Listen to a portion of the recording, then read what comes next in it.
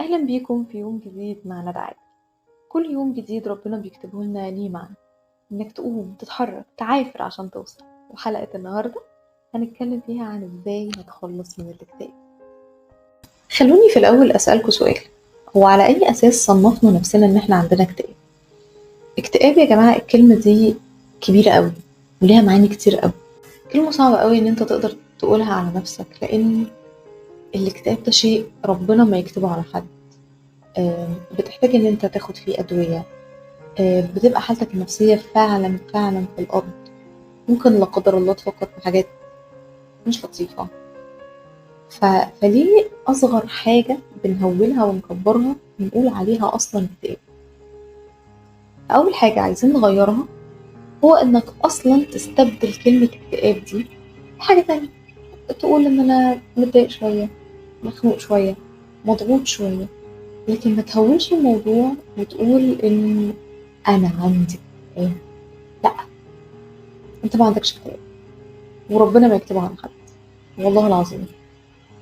انت مضغوط شوية، انت عندك مشاكل شوية، انت حياتك فيها ups and downs، وده طبيعي. احنا مخلوقين على الارض عشان هو ده اللي بيحصل. مش مخلوقين على الارض عشان نعيش في نعيم طول الوقت من اول ما نتولد لحد ما نموت، لا. احنا مخلوقين نعدي بحاجات كتير.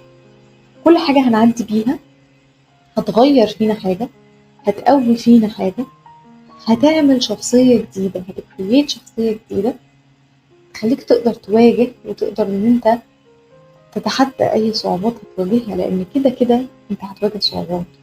بس الفكرة كلها أنت هتستوعب الصعوبات دي إزاي وهتتعامل معاها على أي أساس. تاني حاجة، خلونا نسأل سؤال، إيه أصلا اللي وصلني للحالة دي؟ هل ضغط شغل؟ هل ضغط في البيت؟ هل مشاكل مادية؟ آه، إيه هي المشكلة الأساسية اللي عندي؟ دايما عشان نحل أي مشكلة لازم نبقى عارفين إيه السبب. أول ما بنعرف إيه السبب نص المشكلة بيكون اتحل. تالت حاجة عايزة أقول لكم إنه إحنا دايما اللي بيخلينا نتوتر أو بيخلينا نتضايق إن إحنا بنبقى مستنيين نتائج. يعني إيه؟ يعني أنا ببقى مستني الشغلانة الفلانية في الوقت الفلاني، فلما ما تجيش بقعد بقى انهار واتضايق وأعيط، وليه يا رب واشتكي حياتي كلها. لأ، لأ، أنت بتسعى، أنت بتسعى والنتيجة دي بتاعت ربنا، النتيجة دي مش بتاعتك خالص خالص. لازم تسعى، لازم تعمل مجهود وتعمل اللي انت تقدر عليه واكتر كمان من اللي تقدر عليه، وكأنك عارف بترميه في البحر. ربنا بقى هيتقبله ولا لا، هيساعدك فيه ولا لا، هل ده اصلا فيه مصلحة ليك ولا لا، هيساعدك ولا هيضرك. كل الحاجات دي في علم الغيب، كل الحاجات دي بإيد ربنا مش بإيدك انت. فما ينفعش ان انت تسعى وتحط ايدك على خدك وتقول اصل انا مستني. مستني ايه؟ ما تستناش. مفيش حاجة اسمها استنى. استنى دي لما تبقى انت عارف ان الحاجة دي جاية، لكن انت مش عارف الحاجة دي جاية ولا لا. فسيبوها على الله، اسعوا وسيبوها على الله. وحتى في المشاكل التانية اللي هي مثلا حد ضايقك، حد اتكلم عليك، حد خانك، حد وجعك، بتبقى مستني العوض وبتبقى بتدعي كل يوم ربنا انه يعوضك خير وان هو يرزقك بحاجة احسن. بتفضل مشكلة انك مستني. ما تستناش، انت ما تعرفش العوض ده هيجيلك اصلا في الدنيا ولا هيجيلك في الاخرة.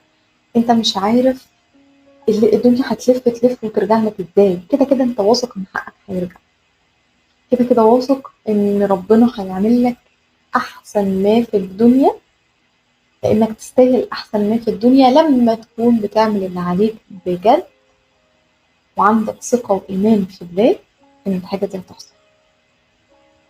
ساعتها ربنا فعلا بيديك على قد نيتك، وبيرزقك وبيديك كل الخير اللي ممكن تشوفه في الدنيا، بس بفكرة واحدة، إنك تثق فيه وتثق إنه بيختار لك دايما الحاجات اللي أحسن ليك.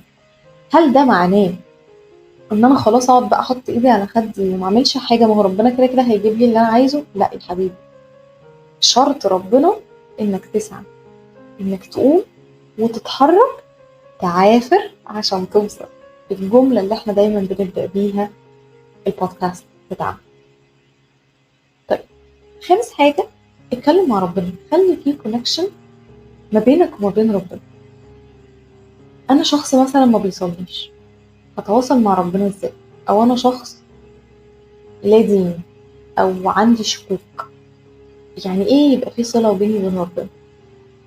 خلينا متفقين ان اي ديانة على وجه الارض اهلها متفقين على ان الاله واحد، سواء بقى اسلام، مسيحية، يهودية، ثلاثة متفقين على ان الله واحد.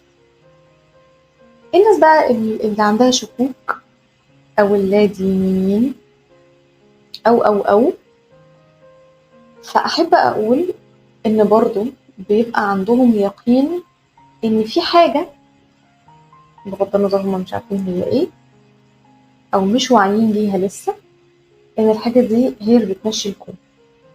فكلنا متفقين ان الكون ده ليه حد اللي ممشيه، الحد ده انت هتسميه ايه دي بتاعتك انت، مش بتاعتك.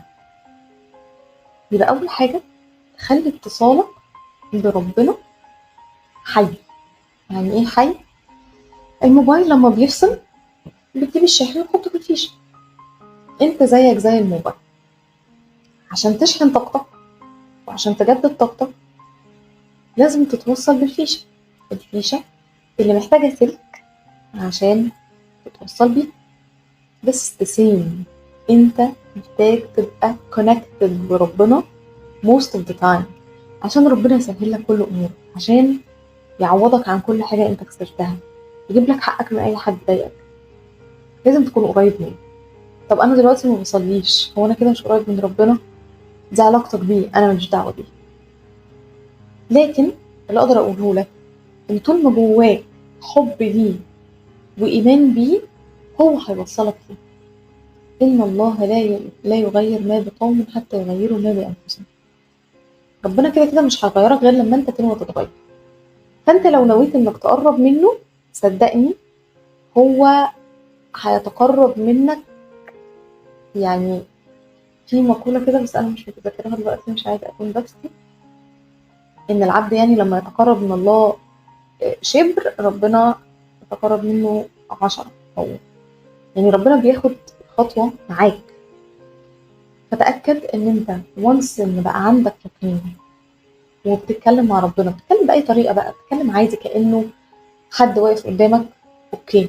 بتتكلم مع ربنا بالتسبيح، بتتكلم مع ربنا بالأذكار، بتتكلم مع ربنا بأي طريقة انت بتتكلم معاه بيها، هو هيسمعك في أي وقت.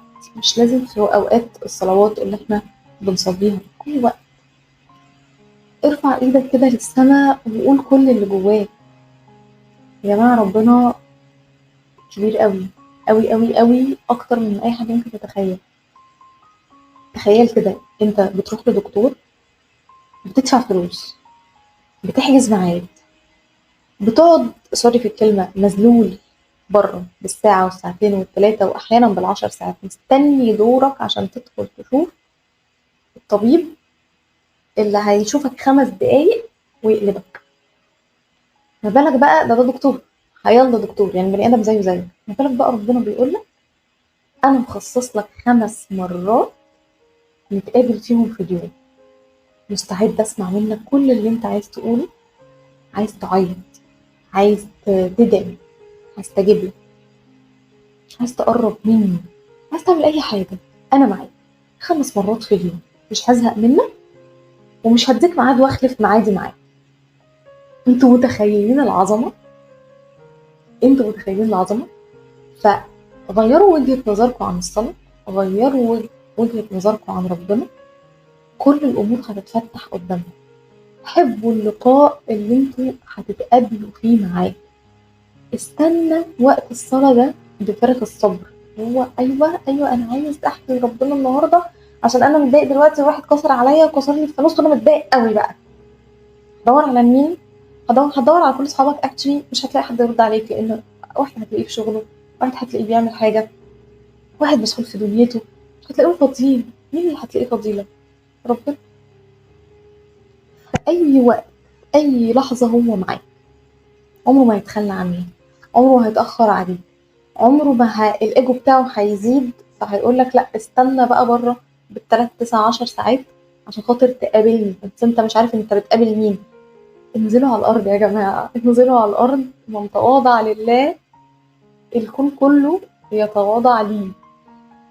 فخلي الايجو بقى على جنب دلوقتي، ركز انت في ان طالما انت عايز خير وعايز رزق وعايز بركة وعايز عايز شوف بقى in return، هل ربنا محتاج منك حاجة او عايز منك حاجة؟ هل ربنا اصلا مستني منك ان انت ترفع ايدك وتدعي له؟ هل مستني منك ان انت تذكره؟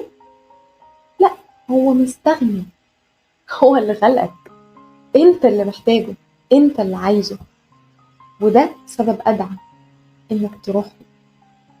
وشوف سبحان الله بعد كل ده ان هو مش عايز منك اي حاجة ومش مستني منك حاجة، بيديك وقت وبيديك رزق، ومهما عصيته بيديك وقت وبيديك رزق وبيديك صحاب وبيديك ناس تساعدك. شوف وانت بتعمل حاجات وحشة، مهما كانت الحاجة الوحشة اللي انت بتعملها، ربنا معاك وفي صفك ودايما بيديك وبيرزقك وما بيبخلش عليك. ولو بخل عليك في يوم عشان يقرص ودنك ويعلمك حاجة، بتتعصب وتتضايق وتلعن الدنيا والناس وتقعد تشتكي لطوب الأرض عشان قرصة ودن صغيرة بيعلمك بيها إنك لما تقع ملكش غيري ترجع. فبصوا احنا لو قعدنا نتكلم على ربنا من هنا لحد ما نموت والله العظيم ما هيكفي. فخلونا نقفل النقطة دي ونخش في النقطة اللي بعدها عشان أنا لو دخلت مش هخرج. طيب سادس حاجة، 4 حاجات عايزاك تبعد عنهم. إنك تكون شخص شكاي تقعد تشتكي وتندب حظك لطوب الأرض. تاني حاجة المقارنة، أسوأ شيء في الدنيا المقارنة. انت مش عارف انت لما بتقعد تقارن نفسك بغيرك وبالظروف وبالأحوال، انت بتهدر كمية طاقة في جسمك وبتهدر كمية حاجات انت مش متخيل هي ايه، تموت حاجات كتير قوي جواك. لا، انت مش المفروض انك تقارن نفسك بأي حد. أولا لو هتقارن نفسك بحد فانت بتقارن نفسك بانت كنت ايه امبارح وعملت ايه وبقيت ايه النهارده. حتى كمان مش بتقارن انت مين بكره، انت بكره ده بتاع ربنا انت مش عارف. فاللي في ايدك دلوقتي هو انت، عندك ايد يمين وايد شمال. ايدك اليمين انت النهارده هتعمل ايه، ايدك الشمال انت امبارح كنت ايه. هم دول اللي تقارن نفسك بيهم. لكن اياك والمقارنه بينك وبين البشر. مقارنه اسوأ شيء في الدنيا، هتخليك مش راضي، هتخليك دايما شخص شكاي، يعني هترجعك للشكوى. فانت مش عارف عدم الرضا ده بيعمل فيك ايه، بيهدم فيك كمية احاسيس ومشاعر انت مش متخيلها. تالت حاجة دور الضحية اللي احنا معظمنا متقمصه. انا ضحية اهلي، انا ضحية المدير، انا ضحية الشغل، انا ضحية المجتمع، انا ضحية البلد. دايما حاطين نفسنا في قوالب الضحية. تيجي تسأل حد او تبقى قاعد مع حد هتلاقي الاتنين دول موجودين، او هتلاقي اكشلي التلاتة، هتلاقي الشكوى، هتلاقي المقارنة، هتلاقي دور الضحية. ببساطة واحد صغير اهله معاه فلوس، بس هو خد فلوس اهله عمل بيها ايه؟ عمل بيها مشروع. انت بقى كشخص شكاي مقارن في دور الضحية بتعمل ايه؟ تلاقي ابوه اللي جايبها له، هو عيل اصلا سيس ما طلعش من البيضة. شوف معاه عربية ومعاه، هو انا شقيان وطالع عيني وطالع روحي وما معيش ربع الفلوس اللي معاه. شايف انت عملت كام حاجة؟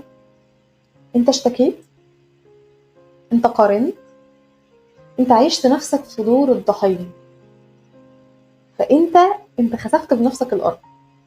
رابع حاجة الحكم، انت حكمت على الولد ان هو مش كويس، ان هو عيل مش قد كده، وانه واخد فلوس باباه. بالرغم من انك لو عكست الآية هتلاقي ان الولد شاطر جدا. هو خد فلوس باباه بس هو عمل بيها حاجة، انت بقى عملت ايه؟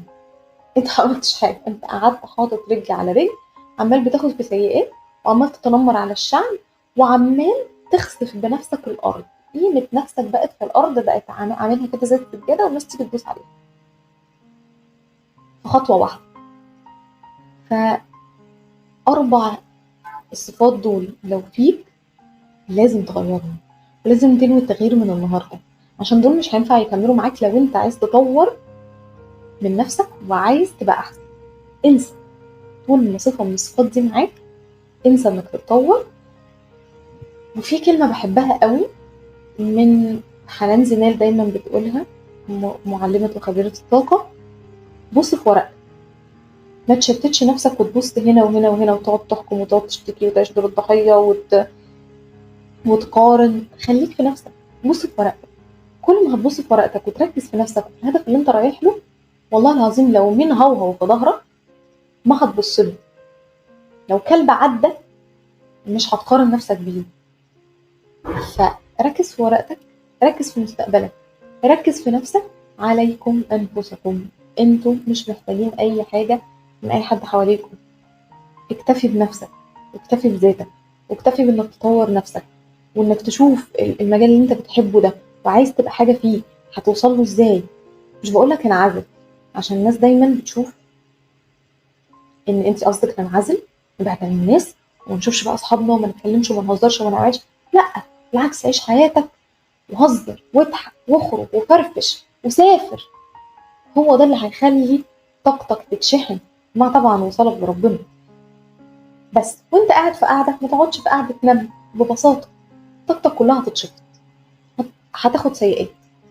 الشخص اللي انت عمال تقطع في ثروته ده هيبقى احسن منك 100 مرة، وانت ربنا هيجازيك وحش جدا قد التقطيع في ثروة الشخص اللي انت قاعد معاه. فصدقني لما تيجي تقعد مع حد، اقعدوا هزروا واضحكوا وقولوا المواقف الحلوة واتبسطوا، اتفرجوا على فيلم حلو. خليكوا دايما بوزيتيف، برضه not over positivity، يعني خليكوا بالانس. ماشي، يعني معنى كده ان انا لما حد من صحابي يجي يشتكيني من حاجة ما اسمعلوش؟ لا، اسمع. ولو عايزك تفكر معاه في حل المشكلة، اقعدوا وفكروا، وخد بإيد الناس واتكلم معاهم كلام حلو وقول لهم حاجات حلوة وشجعهم. لكن لما تلاقي الشخص اللي قدامك دايما شخص شكاي، كل ما بتقعد معاه بيتكلم في نفس الحوارات: أمي وأخويا والشغل ومراتي وعيالي والعربية واللي مش عارف إيه، مش هتخلص. اللوب دي مش هتخلص. لما تلاقي الشخص ده قدامك وقفه، قول له يا ريت نغير الموضوع، أو أنت غير الموضوع بموضوع مضحك. يا عم فكك بقى من الهم اللي أنت عايش فيه ده، وتعالى نقول نكتتين كده ونفرفش. غير الموضوع. أنت لو دخلت في اللوب دي هيشفط طاقتك كلها، وهتشحنوا انتوا الاتنين بعض بمشاعر تقرف، ما تعرفوش تكملوا بيها حياتكم اصلا. تبقى اصلا عايز تخرج من القعده تنتحر. هو ده الاكتئاب بقى، هو ده لما نيجي نقول بقى كلمه اكتئاب فهو ده الاكتئاب بعينه بقى. انت عايز تقطع شرايينك بعد ما تقعد مع الشخص الشكاي ده. فدايما نقي الناس اللي انت قاعد معاهم. الكلمه دي هتلاقوني بقولها كتير قوي: انتقي السيركل اللي قريبه منك. كل ما كانت السيركل اللي قريبه منك ناس هاديه، بسيطه، عايزه تعمل حاجه، بتساعدك دايما انك تبقى احسن، بتعملوا مع بعض حاجات بوزيتيف، بتنزلوا تساعدوا الناس، بتنزلوا تجيبوا هدايا للناس، بتعملوا حاجات حلوة، انتوا بتتشحنوا مع بعض بنفس الطاقة الحلوة، وربنا بيكرمكم وبيرزقكم وبيبارك لكم في كل حاجة بتعملوها وفي كل خطوة بتحطوها.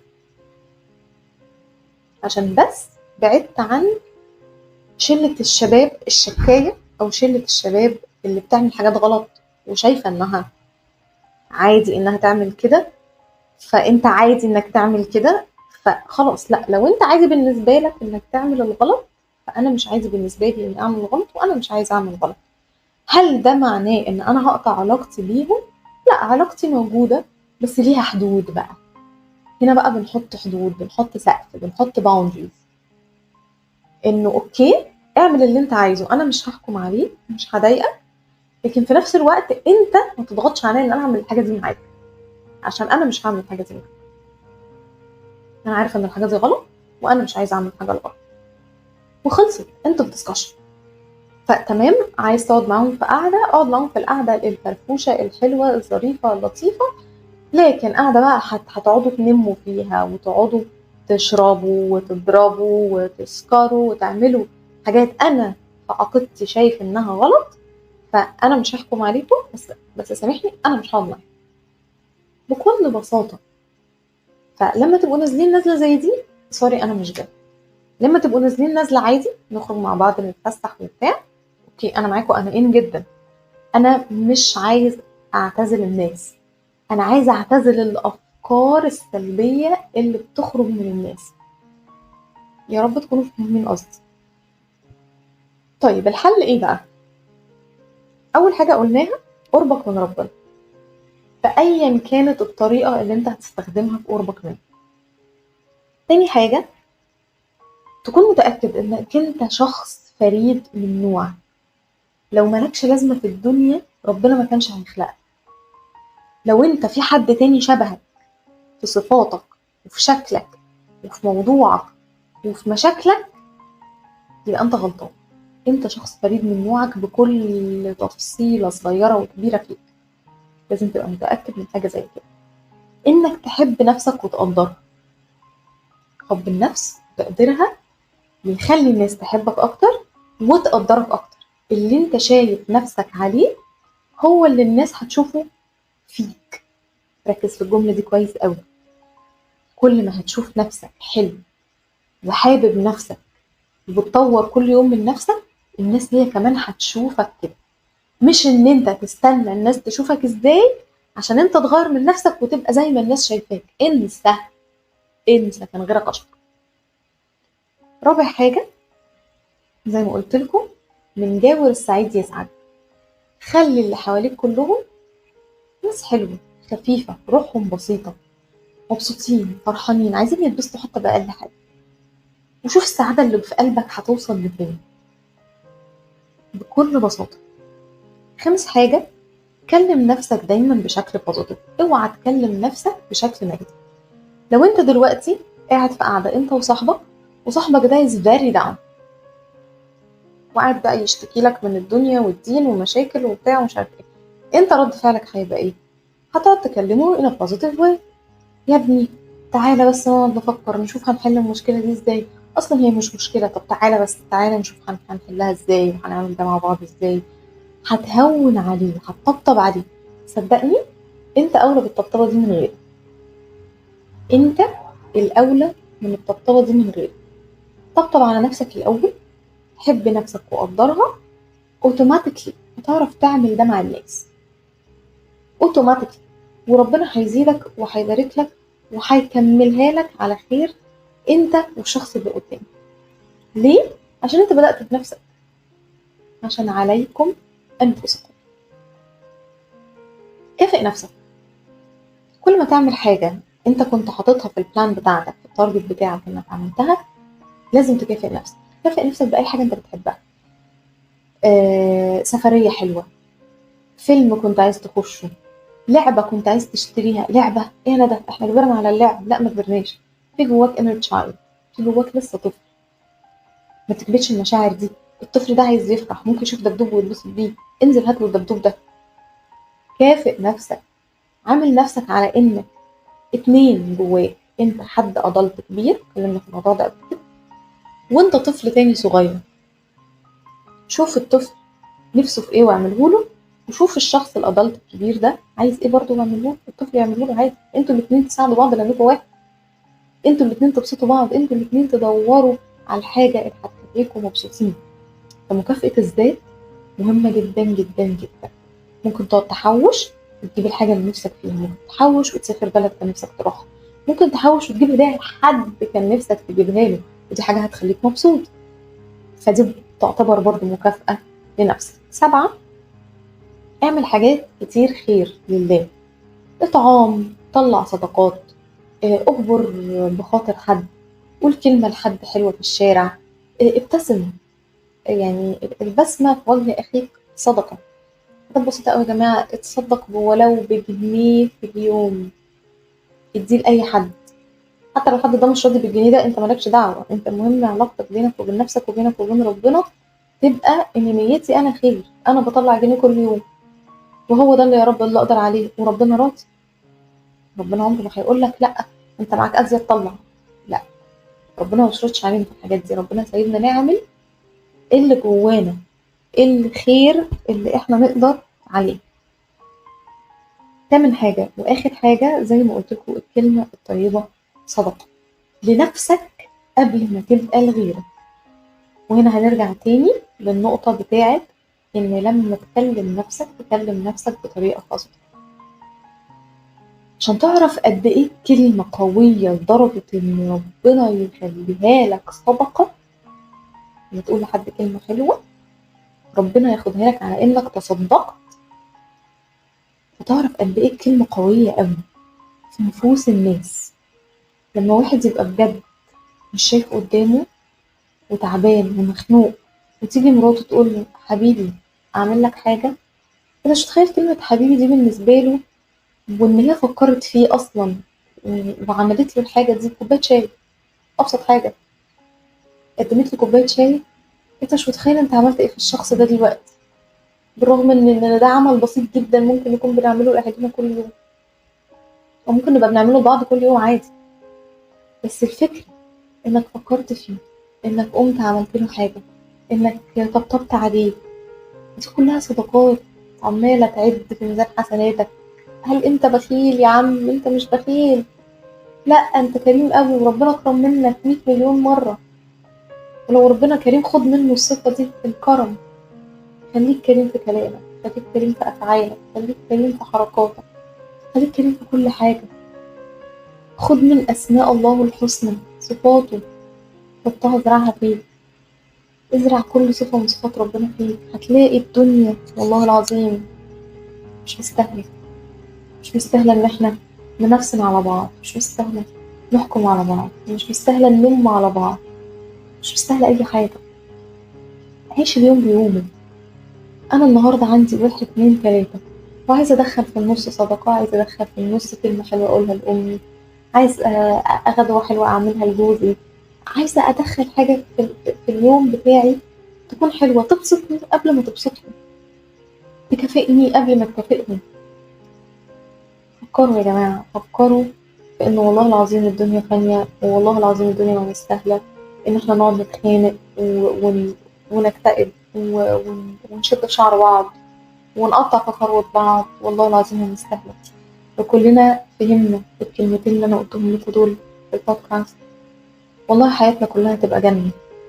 وأي مشكلة هنعدي بيها، قرصة الودن اللي ربنا بيبعتها لنا عشان تفوقنا أو عشان تخلينا نبقى أحسن، هتاخدوها ببساطة وبسلاسة.